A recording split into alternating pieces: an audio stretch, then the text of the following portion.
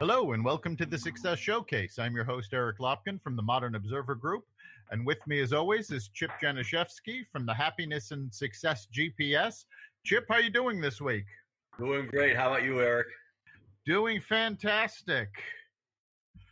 We're moving off into the end of summer. Oh, don't say that. I'm going to move down to South America for the winter so I can have endless summer. There you go. Well, today we're being joined by a special guest, Dave Chimielewski from DirectLine Media. And we are going to talk about using video to promote your business. So, Dave, welcome to the show. Hey, thanks for having me, guys. Real pleasure to be chatting with you today. Great. So, Dave, tell us a little bit about what you do. Well, I'll kind of back up and start at the very beginning. I've been doing video about, 25 years. Started at the bottom, production assistant, worked my way up, worked in broadcast for about 14 years or so, corporate industrial video production. And about 5.5 years ago, went out on my own and started a company called DirectLine Media. And we cater to mostly small businesses, medium-sized businesses that are looking to either build their video content library, start a content library with video, that kind of thing. So we sort of walk them through the steps about what it takes and what they need to do, and really hold their hand to help them create quality video content. All right. So you're saying a content library. I have to assume that goes beyond what most of us think of as the 30-second commercial. Yeah. So, it started out as you need a video. Everybody, you have a website, you have some sort of online presence, you really should have video. And now, so that's almost a no-brainer, right? You look at social media and in LinkedIn now even, and Facebook for a long time, and now Instagram, they're all video. There's a ton of video up there, whether it be professional, high quality to, just a quick iPhone video. And we can talk about that later, the different qualities of video. But now I think it's a real series. I think it really helps people tell their story. Instead of having one long 2-minute video or so, you can have a 60-second and then maybe some little shorter pieces, because people's businesses change and they evolve, whether it be with the years or with the seasons. Maybe they do different work during the season. So maybe a good idea to, have a specialized video depending on, what it is you're trying to sell or do during a particular time of year. Yeah, Dave has done, he's had a few different approaches over the years as far as the different types of videos that he does too. We'll talk about those a little bit later, but Dave does a really, really good job. I met him through networking. Remember what networking is, everybody out there? But anyway, Dave does a really great job presenting himself. And obviously for videographers, sometimes you need to come up with packages and things to do. And he always talks about his famous 60-second promotion, and everybody in the whole room knows what that is. And it's a great way to start. And there's a lot of different components that go into that. So Dave, can you kind of walk us through what the process is when you start talking to people about what this is, and then how the project works when they engage you? Yeah, absolutely. So I came up with the idea of the 60-second video, I believe, oh my God, it might have been maybe 2 years now. And I would go to the networking events and everybody would be selling. It seemed like everybody was selling like either a product or a particular service that they could quantify and put a price tag on. And when you come around, to my turn to talk, it was video production, and it's still it's a little bit daunting. It's expensive. I'm not ready for video. I can't do it. So I came up with this flat rate package that people know exactly what they're going to spend. And exactly what they're going to get in terms of the length of the video, the kind of graphics or music, that kind of thing. So what this is, it's a package. I sit down with the person, business owner, or what have you, and we discuss what their business is, and sort of the story they want to tell. And usually the story is, who are you, what do you do, and what makes you stand apart from the other businesses that are similar to yours. So we really want to engage them in a story, and I always tell people this isn't about telling the entire story. That you can't do that in 60 seconds. This is really trying to get a little bit more than the highlights, but really try to find that person's personality and really try to see who they are, so they'll be able to connect with somebody before they even meet that person. That's kind of what it's about.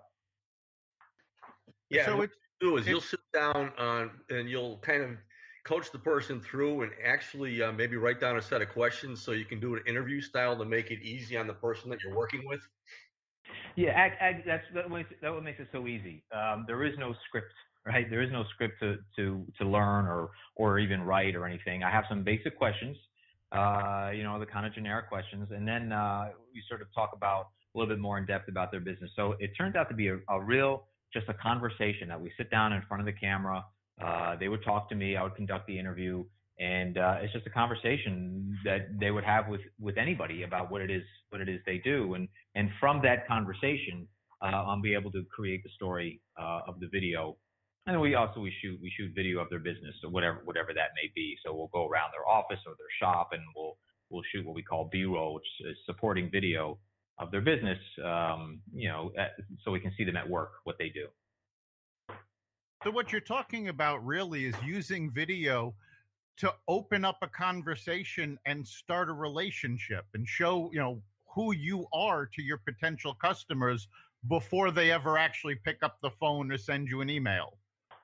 Yeah, that's a great way of putting it. Yeah, we're starting that conversation. So it is a little bit like networking, right? So because that's why you go out and you network, is you want to start that conversation a little bit to start that relationship, build that relationship. Because as Chip always says, you do business with people you like and trust. Not necessarily you're not going to make that split decision. So this helps build a relationship with people to really understand who this person is that are offering this good or service. So it's starting that conversation. Yeah, and the trend is now that if you don't have a video on your webpage or on your social media moving ahead and so on and so forth, because this is the way people want to engage with you, you're actually going to be behind the ball as far as what people are looking for. So it's really, really important to kind of put it in a pun thing, put your best face forward. Yeah.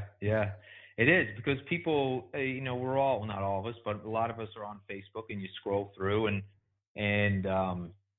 it is getting a little clogged, but it still is. If you have a good, engaging, colorful, fun video that grabs somebody's attention in the first few seconds, not only be able to build that relationship, but then you get the word out about who you are, and you'll be a little bit more engaging, as opposed to maybe just a still picture or nothing at all, maybe just text.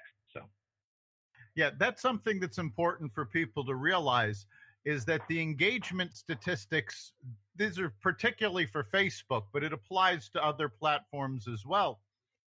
You get the most engagement from a video. Second to that is a graphic, and then last is text alone. So the video is really reaching out to more people.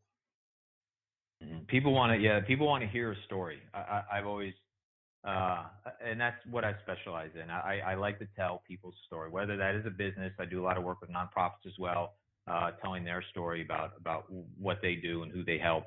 And I think people enjoy that. They want to know who somebody is and what makes them tick at the end of the day. And they're fun to watch, and hopefully entertaining and engaging, and hopefully they learn something as well when they watch a video I produce. Yeah, and you've always had the personal approach really close to your heart as far as what you're doing, because I remember when I first met you, the first thing that hit me was you were talking about doing legacy videos, which is just an amazing thing to do. And talking about it now while you still have grandma and grandpa around and family members and so on and so forth, documenting that kind of stuff. Tell me a little bit about how that works, because this is really, really special. Yeah, so somebody came up with a good point a couple of years ago about this. I was talking about it in a networking group, and somebody chimed in and says, and everybody needs to understand, this is what they said, everybody needs to understand, this is about when grandma and grandpa are not on their deathbed. This is about when they're just up and around and they're living just like we all are. So it's not about that. It's, you want to capture these stories now. And it all started back, I spent a lot of time as a kid going down to New Jersey to visit my grandparents. I don't know how many times a year, but summers and holidays and all sorts of things, we'd go down there, and we always had a good time, my brother and I. And my grandparents passed before my kids got to know them. And we would tell the stories of things, of family dinners and stuff, but they don't really know who my grandparents are firsthand. So that's sort of how it all started. I said, that's so sad that my kids don't have the experience that I had. So let me see if I can try to help that with other people to maybe at least capture these interviews about who their grandparents are, or great grandparents are. And it's meant for carrying these legacies forward. It's not necessarily for your kids, but it's going to be for their kids' kids. It's just to keep those stories alive, because memories fade and people forget things. So when you're doing one of these, well, either the legacy videos or a business video at the same time, I've worked with a lot of folks that they can tell a great story until you put them in front of a camera, and then they freeze up. How do you bring stories out of people and make them comfortable in front of a camera? You're gonna have to sit down with me in front of a camera and find out. No, that's I warm people up a little bit. I always go through a little interview, a little intro with them, saying this is all going to be this is all recorded, nothing is live, it's all going to be edited.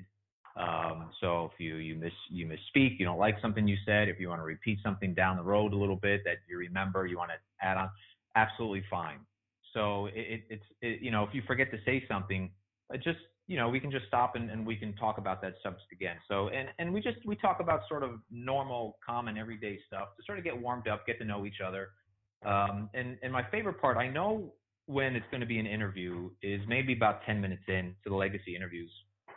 We're talking about something in particular, and the person I'm speaking with, they pause for a minute, and their eyes sort of get bigger, and their whole face lights up, because they're thinking about things they may not have thought about in possibly years, because they just don't talk to this, and they're talking to maybe their kids about it, but they don't talk to a stranger about it. And I always try to find good follow-up questions to really pull that stuff out of them that they haven't thought about for years.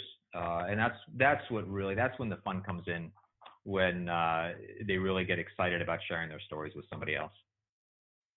Yeah, and having known Dave for several years, he does have basically it's thorough as far as being well versed is what he's doing, but a very, very nice way of dealing with people on that. And you've dealt in so many different situations that helps out a lot too. It's not that you're just doing business videos or going out there filming news or something like that. And another form of the legacy video that you did, I guess like a couple of years ago, is you were actually interviewing World War II veterans. That was your Ask It networking meetings. Yeah, so that's still going forward. As a matter of fact, Tony Sisti, we probably all know who Tony is. He's connecting me with another woman. She was at a chamber event recently, and she wrote a book about her husband, who was, I believe, a bomber. So he's since passed away. But I think she is the missing piece to this little video I'm trying to put together that we want to premiere later this year. So I'm hopefully going to reach out to her, and I think that's just a really special time. These folks are not going to be around with us much longer, and they have such amazing stories to tell. And two of the gentlemen I already spoke with, it was just fascinating to sit there and listen to them about what they went through and made it back, and really what they saw. It was really, really incredible. And I know there's a lot of World War II stories out there. I'm also trying to connect what they were going through there, and simultaneously what their family was doing back here in the States. So that I'm trying to make that connection a little bit in these videos. That's fantastic, especially since we're coming up on an age where we're not going to have there aren't already too many World War II veterans left, and it's a part of our history we really shouldn't forget. Absolutely. Yeah, no, absolutely. We really shouldn't forget it. And then the only way to really save it is to talk to the folks that were there and were involved in it. I really think that's an important part of our history that we need to save, and all the veterans for that matter. But we're going to start at World War II, and we're going to go from there. Excellent.